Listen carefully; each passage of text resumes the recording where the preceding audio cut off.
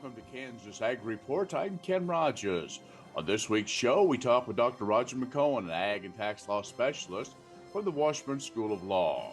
We'll also have features from the Kansas Soybean Commission, Kansas Department of Agriculture, and Kansas Grain Sorghum, plus the weekly update from the Kansas Livestock Association and market information from Pinon.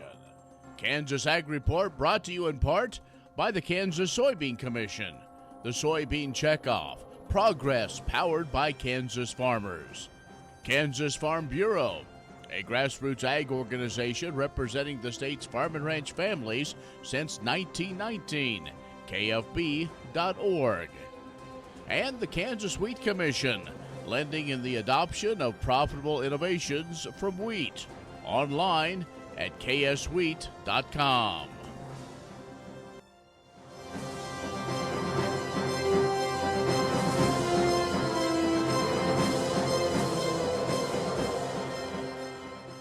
In agricultural news, in February, America's trade deficit reached $68.9 billion.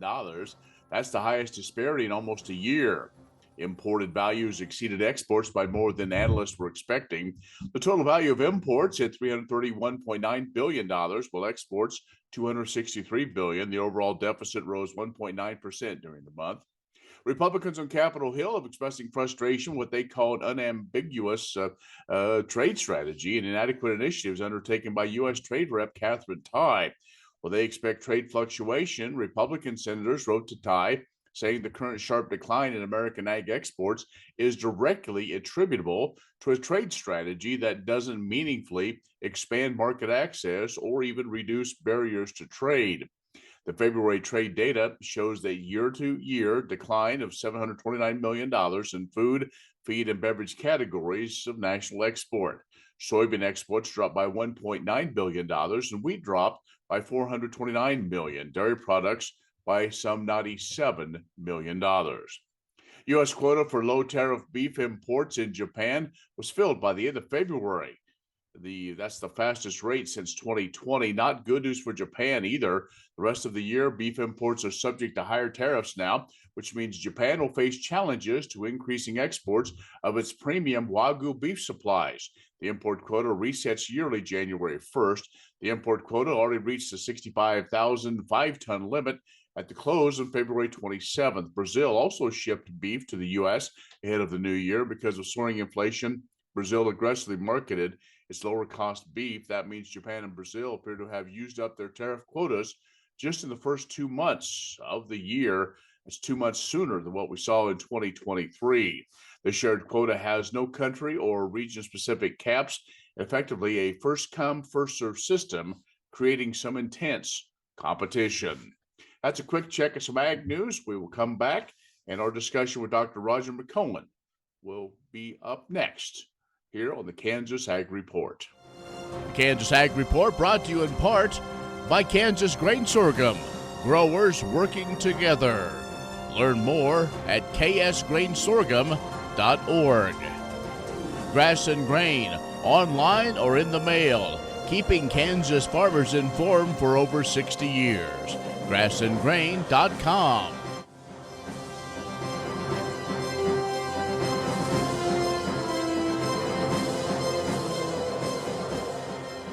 And joined once again by Dr. Roger McEowen from the Washburn School of Law. He's an ag and tax law specialist. We talk to him every month.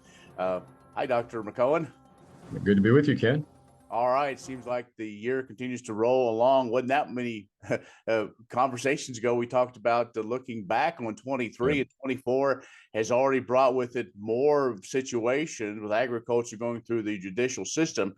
Right. One of those we want to talk about first has broader implications maybe than what the headline would say, dealing with cranberry bogs, but you're saying that could have real implications for a lot of water use. Yeah, we could. Ken, there was a case filed in the Federal District Court for the Western District of Wisconsin right at the end of February against a cranberry farming operation. And the argument is that the irrigation return flow exemption for agriculture should not apply to cranberry operations because they don't irrigate. They plant the cranberries in bogs, in swamps, and then they drain those And you have phosphorus and sediment discharges, and the claim is that while those are defined as pollutants by the EPA under the Clean Water Act, that those can find their way into a navigable water of the United States. You have to have a discharge permit. Irrigation return flow doesn't apply here because it's not irrigation. We're going to have to keep our eye on that case. That's a pretty important case because that irrigation return flow exemption also applies to crop agriculture. So, where are we at on this, and where could it maybe give a broader scope? Yeah, well, the case just got filed Okay. at the end of February, so it's on its way to the trial court, and then we'll have a trial court opinion, and I'm sure an appellate opinion. So we're quite a ways down the road from an opinion. We're quite a ways away from a final opinion in this one. But this is something that we need to keep an eye on in agriculture in terms of what this court might say or the final judgment coming out of this on appeal. This could be one that ends up eventually to the U.S. Supreme Court, but maybe not initially. We might have to have another case somewhere on this, but this directly impacts cranberry farming and rice production. But because that irrigation return flow exemption applies to crop agriculture, we've got to keep an eye on this one in Kansas. All right. Before we go to break, let's also talk about one. We talk an awful lot about the PFAS. What about that and rural landowners and what that means? Well, there have been some big developments on this. For those that aren't familiar with what PFAS or PFAs are, you'll see the acronym PFAS. Those are biosolids that have a really long-lasting life. They are very, very slow to break down, and they're in lots of products, lots of consumer products, products you're going to have around your home. For example, you can find them in carpet and all types of other consumer and industrial products. But agriculture uses those because they are found in biosolids. So biosolids that are byproducts, say, of a wastewater treatment facility, that can be a pretty cost-effective way for farmers to utilize fertilizer on their fields. And so you apply these biosolids, you buy them from a wastewater treatment facility, they're applied to your land. And the problem is they can contain PFAS or PFAs. And most states don't test for those, but some states do. And there has been some litigation on this.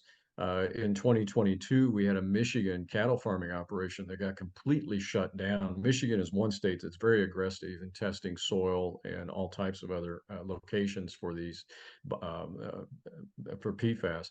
And now this farmer can't sell his cattle. He can't sell his crops from his land. He's just basically being bankrupted on his farm. He has sued the auto supply part company on an allegation that they are the ones that are responsible for the contamination that ended up in the biosolids that he put on his farm. It's a multi-million-dollar lawsuit, but that's going to take some time to wind its way through the courts. And then in late February, a group of Texas farmers have sued probably the biggest biosolid producer in the country for contaminating their farms when they bought biosolids from a wastewater treatment facility that this company was involved with. So we'll see what happens in these cases. That's a group of, I think it was 10 Texas farmers that have sued this company in a court in Baltimore where this company is organized. So lots of activity on this. Maine has taken some legislative activity to ban biosolids and then compensate farmers for the price differential of fertilizer that they have to pay compared to what biosolids would have cost them.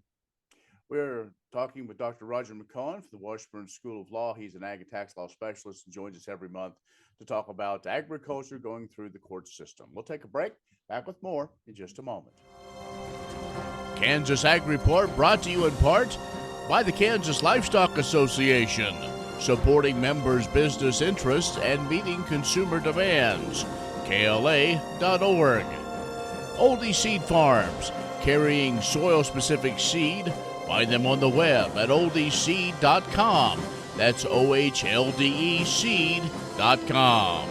And Kansas Corn, building the future at kansascorn.com.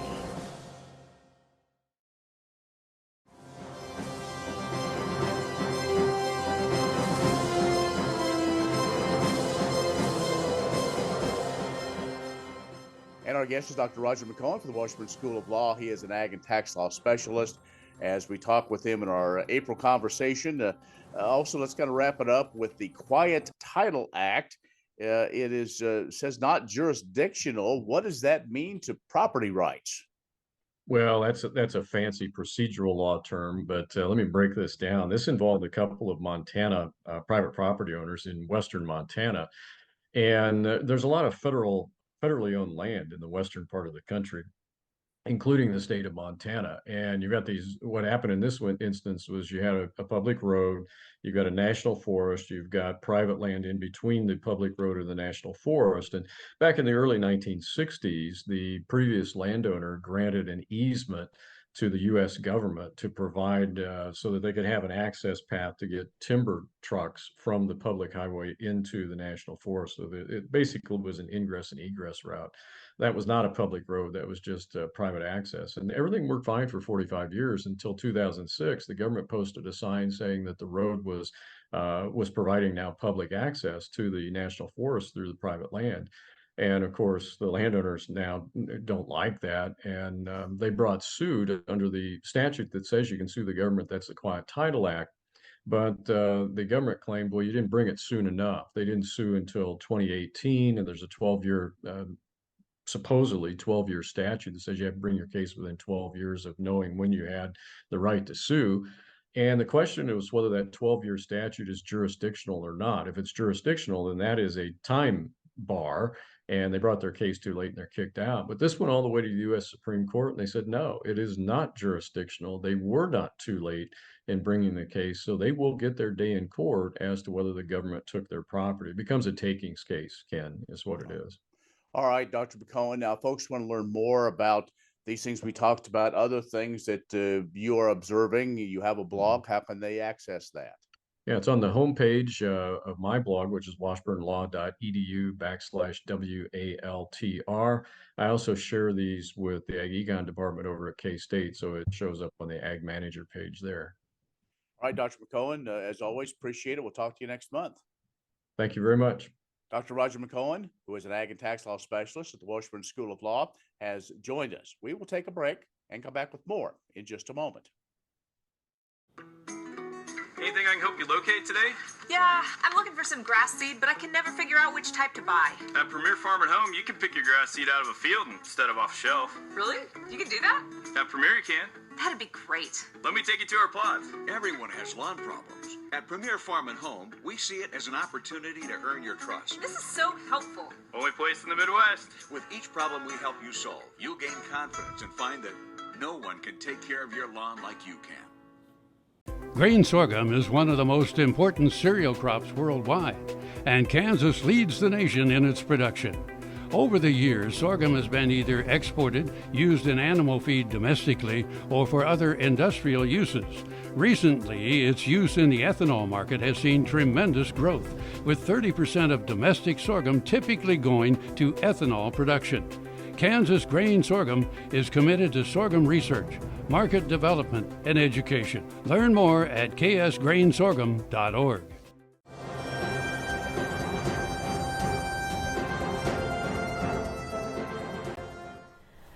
Think ahead to this summer, throwing a thick pork chop on the grill and brushing it with a savory glaze.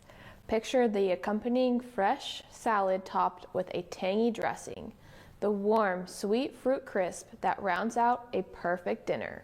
Then try it with soy.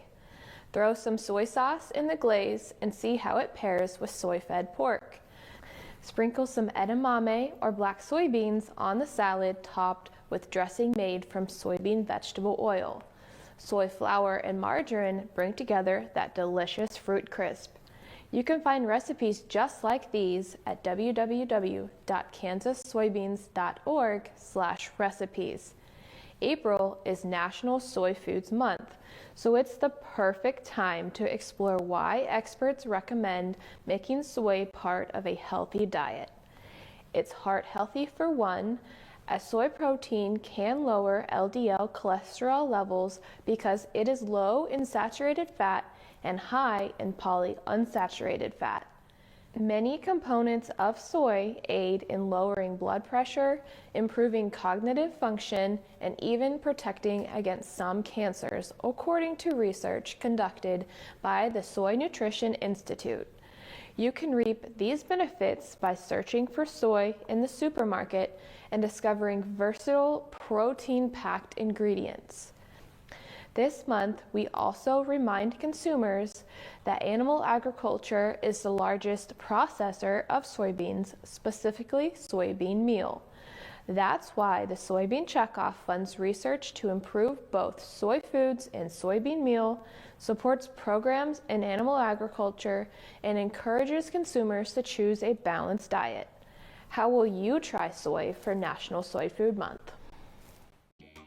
The Kansas Wheat Innovation Center in Manhattan is rediscovering ways to get improved varieties and new genetics in the hands of farmers faster. Grower-led and checkoff-funded research initiatives are bringing about positive change. This grassroots leadership provides a strong voice in Topeka and Washington, D.C. Now is the time to partner with Kansas Wheat in moving wheat forward. Kansas Wheat Commission and Kansas Association of Wheat Growers. Farmers investing in their future and yours. Log on to rediscoverwheat.org. Imagine turning soybean oil, used cooking oils, and waste animal fats into fuel so amazing it drives U.S. jobs and our economy forward. Learn more about biodiesel at americasadvancedbiofuel.com.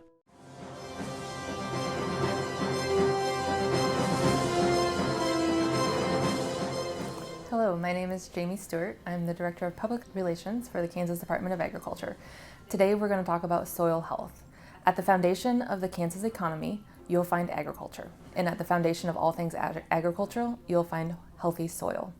At the Kansas Department of Agriculture's Division of Conservation, we are focused on the importance of soil health and soil conservation in Kansas.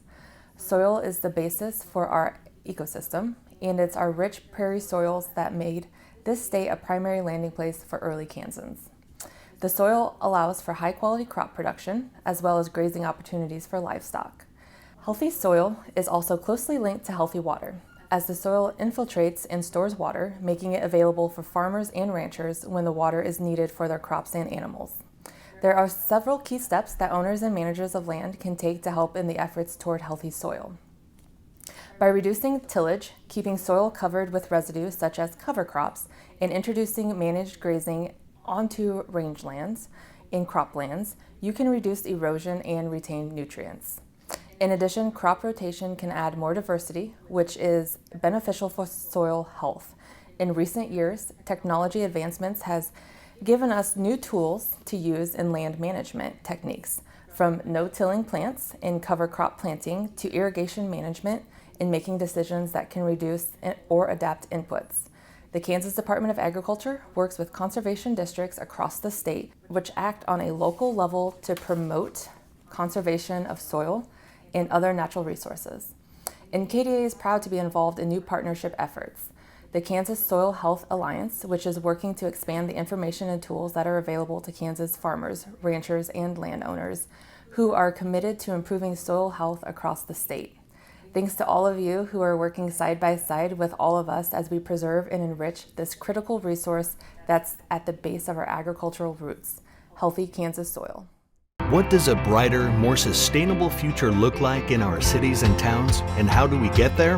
When New York needed an alternative fuel source to reduce carbon emissions, the city found what it needed in biodiesel made from U.S. soybean oil.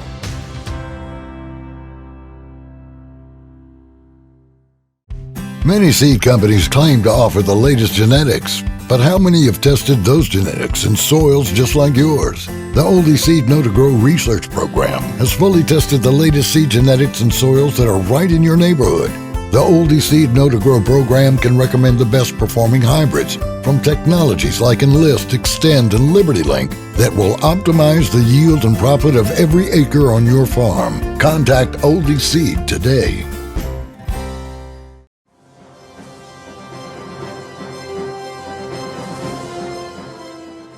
It's now time for the Kansas Sorghum Update, brought to you by the Kansas Grain Sorghum Commission.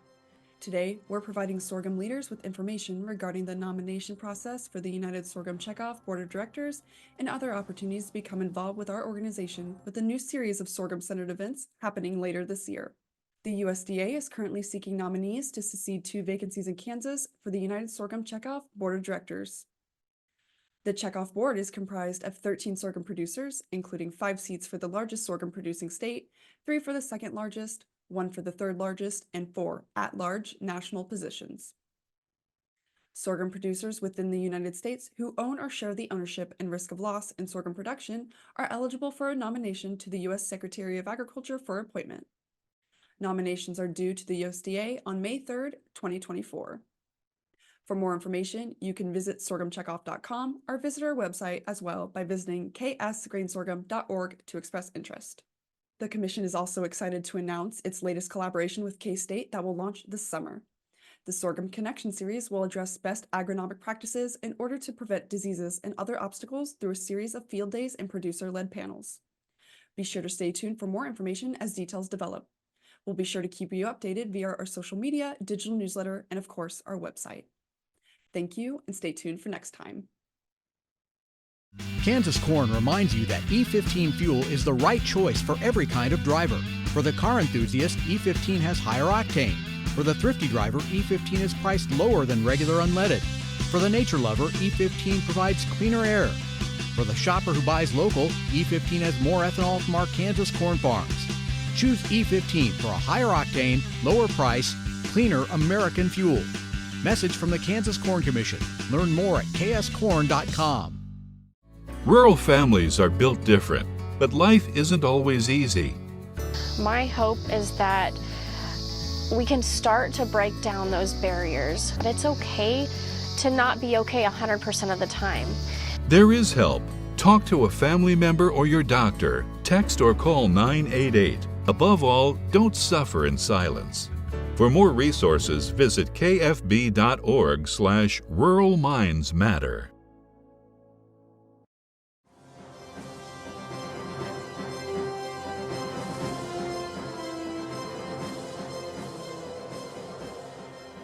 USDA has authorized the release of emergency haying and grazing of Conservation Reserve Program acres nationwide to support the relocation of livestock impacted by the recent wildfires in Texas, Oklahoma, and Nebraska. There will be no fee or annual rental payment reduction assessed. Emergency haying and grazing are available until the beginning of the primary nesting season in each state. For Kansas, that time frame is April 15th through July 15th. Emergency grazing can continue during this time with a 50% reduction in stocking rate if the county meets the Livestock Forage Program drought eligibility trigger of D2 for 8 consecutive weeks or D3 or greater on the U.S. Drought Monitor. Eligible participants who want to donate CRP acres for emergency grazing and haying must obtain a modified conservation plan, which includes emergency grazing requirements from either the Natural Resources Conservation Service or participants' technical service provider before any action is taken. To ensure the donated acres only are being used by livestock producers adversely impacted by the wildfires, the producer must file a notice of loss or provide a written certification to be included in the contract file.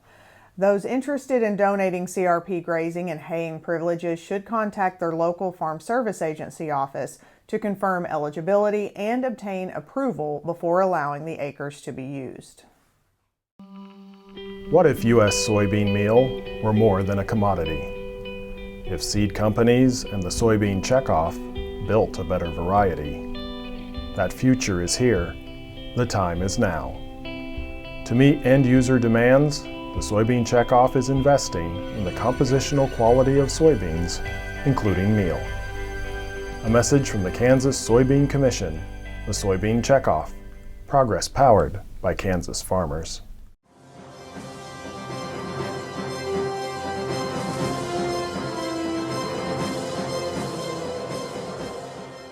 Good morning. This is Jacob Herzog with Pinon Risk Management. Now, we are 1 week after the March 28th USDA report. I'm sure we've all heard the numbers in one form or another by now. There's a lot of debate over the millions of missing acres that have come out of the total principal crop acres. Now, if this is true, then we'd be planting the least amount of primary crop acres since 2010. Knee-jerk reactions are, these acres are going to show up in the June report in some form or another, which they may. If there's any specific report, that would probably be the one. On the other hand, statistically speaking, most of the time going back to 2000, the combined total corn and soybean acres from March intentions to the final estimate have fallen within 2% of the initial guess, 18 of the last 23 times, and have missed the mark by more than 2% in either direction, the remaining 5 times. And of course, between now and then, we'll be debating a whole lot more than just acres, like the prospect of meeting USDA's expectations of trendline yield at 181 and 51 respectively, which if we do meet, will sit us with significant ending stocks. Now, I'm not necessarily saying that I'm bearish at this point, but if weather goes well in May, June, and July, we won't be looking good. Outside of last week's USDA report, planting conditions look good across the country. I'm sure some guys are more dry than they'd probably like, but key areas out east just got decent rain last week and are rearing to get planting very soon. This week's exports were pretty poor, but was balanced out by decent numbers in ethanol.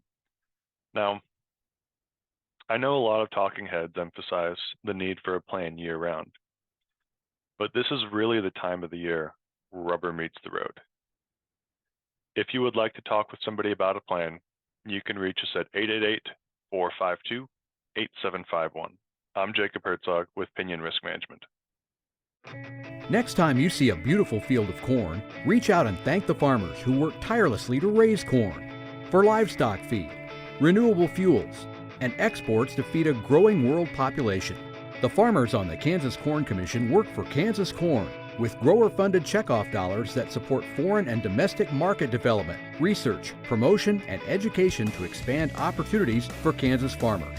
To learn more, visit kscorn.com. That's our program this week. Thank you so much for joining us. You can follow along on our social media pages at KansasAgReport.net or on Facebook as well as Twitter.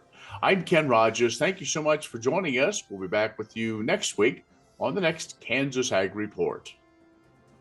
Many seed companies claim to offer the latest genetics, but how many have tested those genetics in soils just like yours? The Oldie Seed Know to Grow research program has fully tested the latest seed genetics in soils that are right in your neighborhood. The Oldie Seed Know to Grow program can recommend the best performing hybrids from technologies like Enlist, Extend, and Liberty Link that will optimize the yield and profit of every acre on your farm. Contact Oldie Seed today. The Kansas Wheat Innovation Center in Manhattan is rediscovering ways to get improved varieties and new genetics in the hands of farmers faster. Grower-led and checkoff-funded research initiatives are bringing about positive change. This grassroots leadership provides a strong voice in Topeka and Washington, D.C. Now is the time to partner with Kansas Wheat in moving wheat forward. Kansas Wheat Commission and Kansas Association of Wheat Growers. Farmers investing in their future and yours. Log on to rediscoverwheat.org.